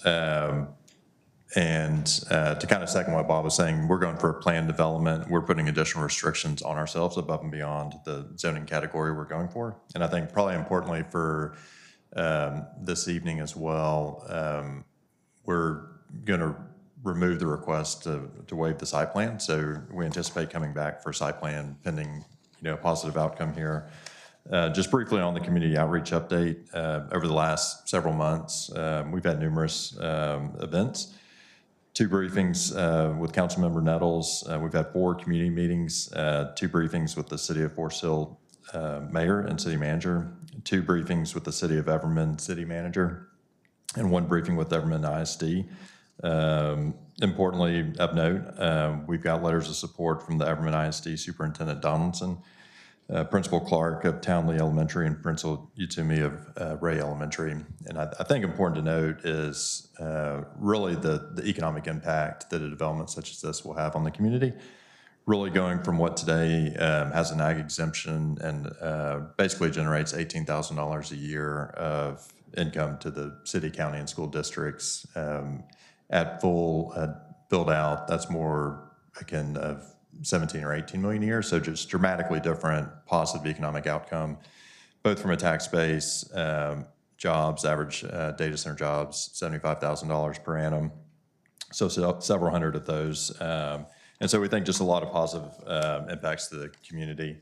Bob was highlighting traffic, which by far, and I've personally led 3 town halls down at the Best Western, off Forest Hill, but I would tell you traffic is far and away the #1 concern. And as we think about development that can both have an economic impact, a positive one, and have progress, but not exacerbate existing issues, I think the proposed zoning leads to equivalent of 2,000 trips a day on the current square footage.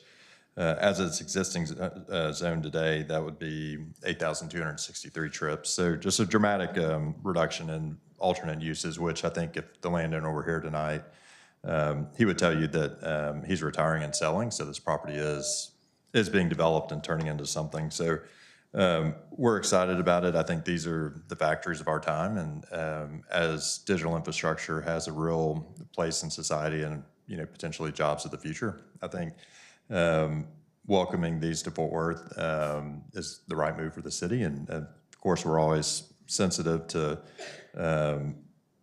issues that residents have in the area, and we welcome that continued dialogue.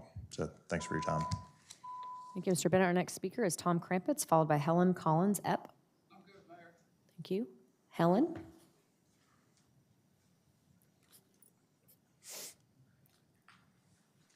I feel like we all need a cup of coffee tonight.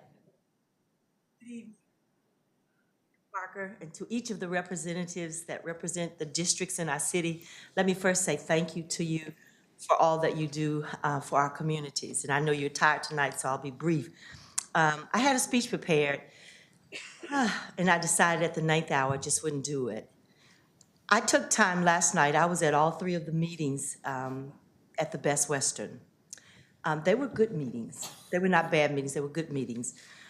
But we still walked away wanting a site plan. So yesterday I spent about 2 hours. I spent all day today walking. And I got signatures from about, I think, 70 plus neighbors from Royal Crest, which backs up on the far south end, Lon Stevenson, Nantucket, the people that are right in our general areas. Most of them didn't know. Many of them saw the little cards as, not the cards, but the things that were sent out as junk mail. And I spent time talking to them. Tom asked me tonight what good came out of it. Because I was wondering, city's gonna make money, and we're thankful that the city's gonna make money. We're not against the data center, but we do want a site plan.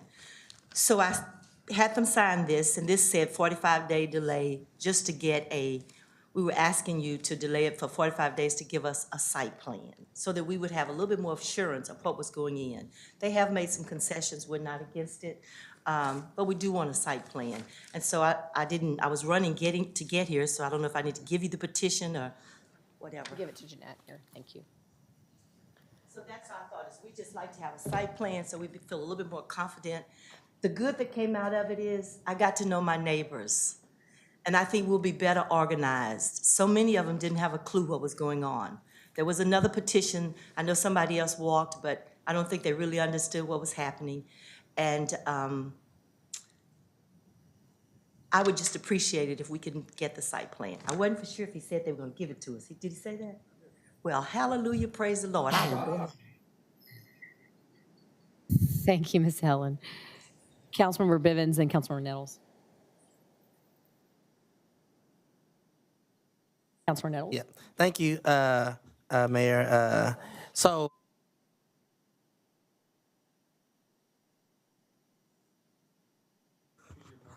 Huh? Okay. Appreciate Mr. Bennett and his team. We have had several meetings Zoom, and his team also was calling and talking, and also Elder Helen, who has been very important to this process. I will tell you that I think both sides wanted to get a resolution. I think one of the resolutions we talked was the traffic. And we do know most of the entryway will be happening on Forest Hill Drive and not on Lon Stevens. And I will say that you would like something more of this type of development versus multifamily in that quarter, especially with the traffic issues that we do kind of have with the Uplift School and others.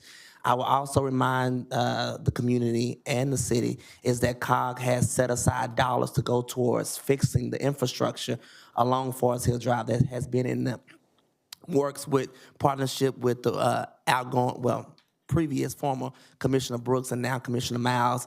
Our team has been working hand in hand with.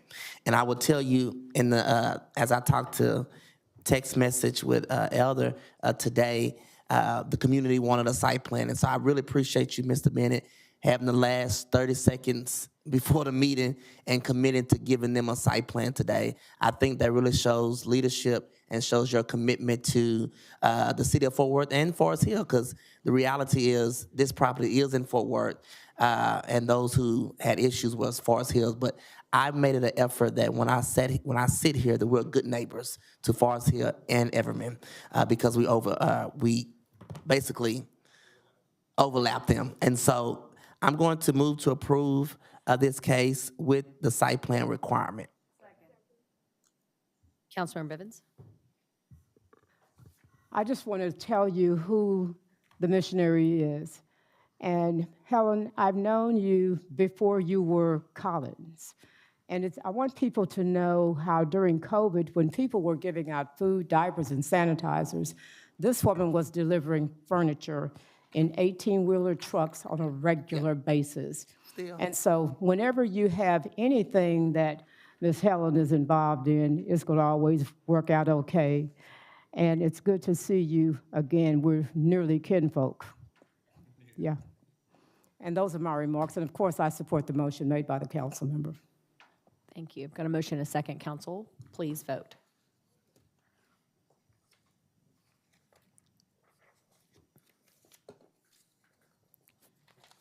Carlos, thank you. Carlos is a yes. Motion carries. Next item is ZC-24-168. Councilmember Nettles, we have one speaker on this item, Danielle Tucker.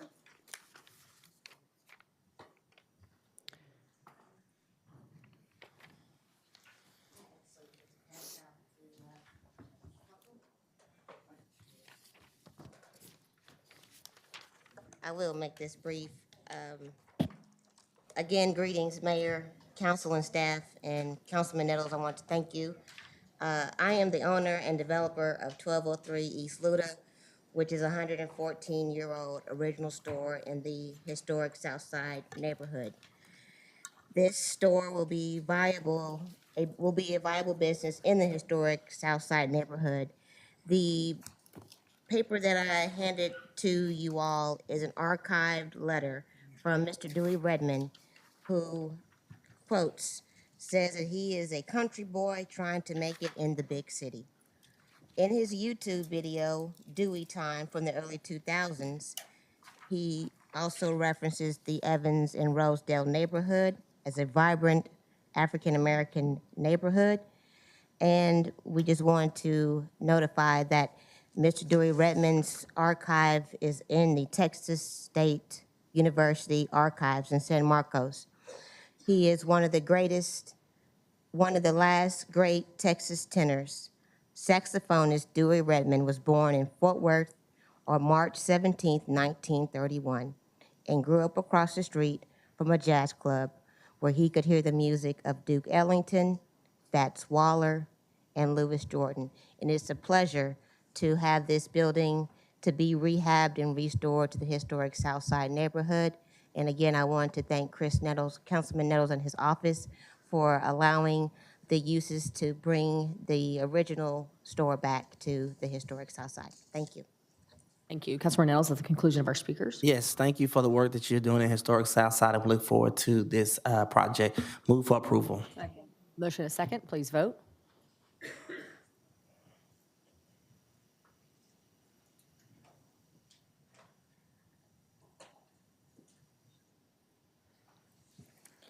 Next item is MNC 25-0010. Councilmember Bivens. Move for approval. Second. Motion and a second. Council, please vote.